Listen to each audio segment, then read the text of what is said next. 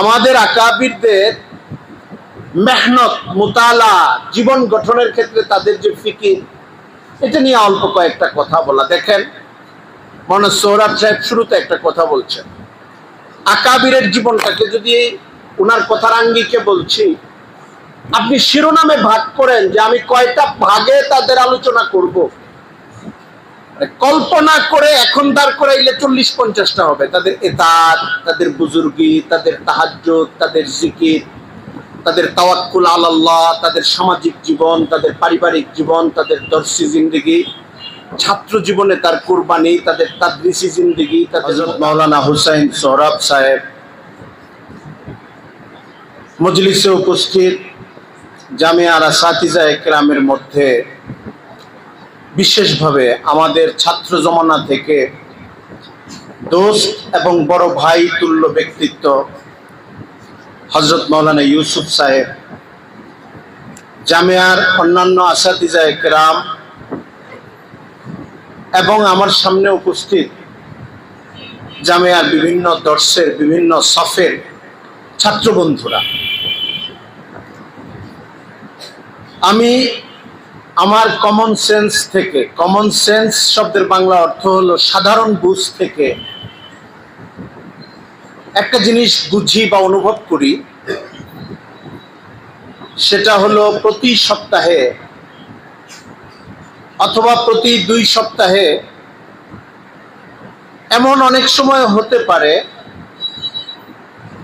প্রসঙ্গটা দরকারি, প্রসঙ্গটা খুব উপকারী, কিন্তু আমরা যেহেতু এক ধরনের বৈচিত্র্যের মধ্যে স্বাদ অনুসন্ধান করে অভ্যস্ত, মনে হতে পারে যে একই আলোচনা আমাদের সামনে বারবার হচ্ছে, বারবার হচ্ছে, বারবার হচ্ছে। এটা হতে পারে, এটা আমার ক্ষেত্রে হতে পারে, আপনার ক্ষেত্রে হতে পারে, বেশি বয়সী একজনের ক্ষেত্রে হতে পারে, অল্প বয়সী একজনের ক্ষেত্রে হতে পারে।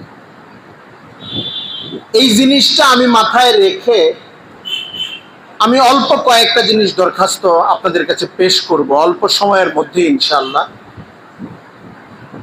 প্রথম কথা হলো, মানুষের জন্য কল্যাণকর জিনিস,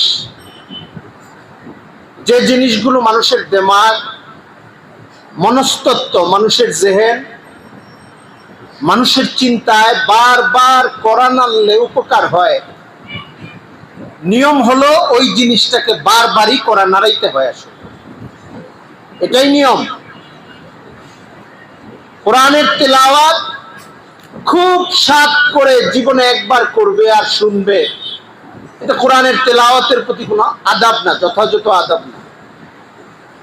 সাধও করবে, বারবার শুনবে, মহাব্বতের সঙ্গে তেলাওয়াত করবে, মহাব্বতের সঙ্গে শুনবে।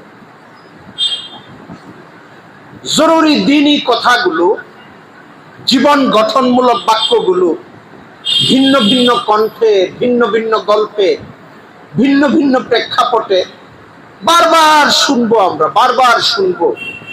এটা শুধু দ্বীনের লাইনের কথা না, দুনিয়ার লাইনেও একই কাজ ওরাও ফলো করে। কোনটা?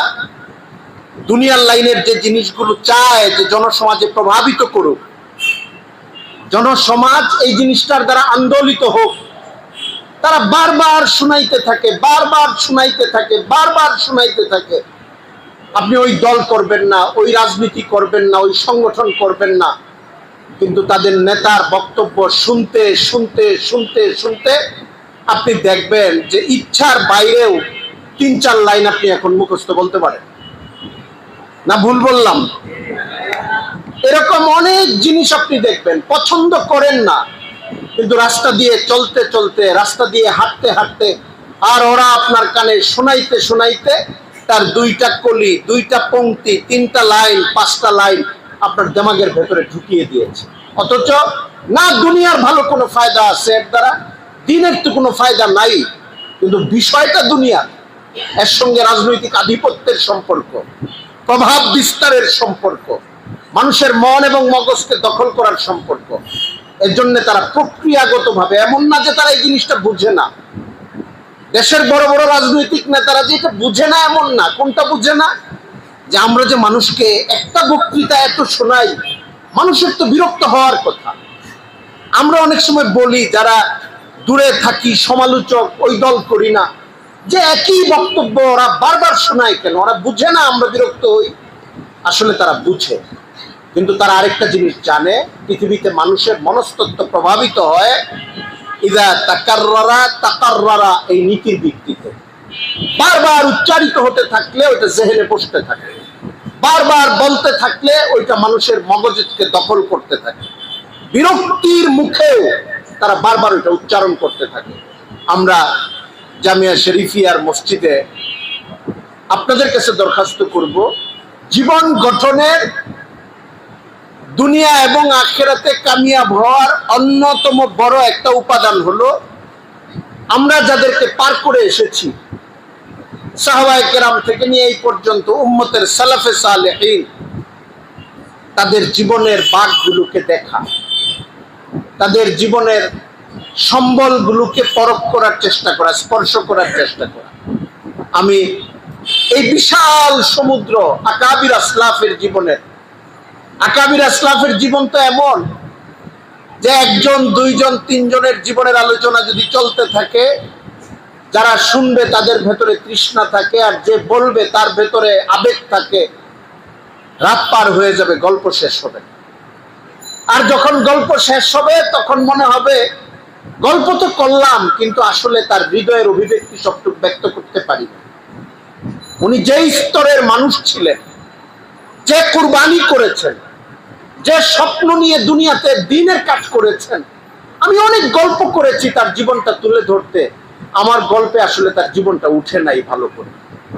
আমি কোন রকম একটা ছায়া পেশ করেছি আর কি, আসলে তার জীবনটা আসে না। আকাবিরের জীবন এরকমই। তো আমরা তারপরেও চেষ্টাটা করা তাদের জীবন থেকে কিছু আলো গ্রহণের জন্য। আজকে আমাকে একটা বিষয় দেওয়া হয়েছে, মাওলানা আল আমিন সাহেব মনে করিয়ে দিয়েছেন, আমাদের আকাবিরদের মেহনত, মুতালা, জীবন গঠনের ক্ষেত্রে তাদের যে ফিকির, এটা নিয়ে অল্প কয়েকটা কথা বলা। দেখেন, মাওলানা সোহরাব সাহেব শুরুতে একটা কথা বলছেন, আকাবিরের জীবনটাকে যদি উনার কথার আঙ্গিকে বলছি, আপনি শিরোনামে ভাগ করেন যে আমি কয়টা ভাগে তাদের আলোচনা করব, কল্পনা করে এখন দাঁড় করাইলে 40-50টা হবে। তাদের ইতাত, তাদের বুজুর্গি, তাদের তাহাজ্জুদ, তাদের জিকির, তাদের তাওয়াক্কুল আলাল্লাহ, তাদের সামাজিক জীবন, তাদের পারিবারিক জীবন, তাদের দর্শী জিন্দেগি, ছাত্র জীবনে তার কুরবানি, তাদের তাদরিসি জিন্দেগি, তাদের মোতালা, তাদের তাসনিফ, তাদের সিয়াসাত, সমাজের দুষ্ট লোকের উপরে তাদের শক্তিমত্তা, তাদের প্রতিবাদ, তাদের জিহাদি মেজাজ, দেশ এবং রাষ্ট্রের উপরে তাদের অবদান, তাদের ছাত্রদের উপরে তাদের অবদান, দ্বীনের জন্য তাদের ঝুঁকি গ্রহণ, তাদের বন্দিত্ব, তাদের কোরবানি, তাদের অর্থ খরচ, তাদের ইনফাক ফি সাবিলিল্লাহ, বলতে থাকি, আপনি আরো বলতে থাকেন, শেষ হবে না। মানে এই এক একটা অনুয়ানের উপরে অনেক অনেক দীর্ঘ আলোচনা করতে পারবেন আপনি। তাও সাহাবায়ে কেরাম থেকে নিয়ে এই পর্যন্ত দরকার নাই। ঢাকা শহর আর বাংলাদেশ দেখেছেন, স্পর্শ করেছেন, গত 100 বছরের 3-4 জনের জীবন নিয়ে এক একটা অনুয়ানে আলোচনা করলে এসার পর থেকে ফজর হয়ে যাবে।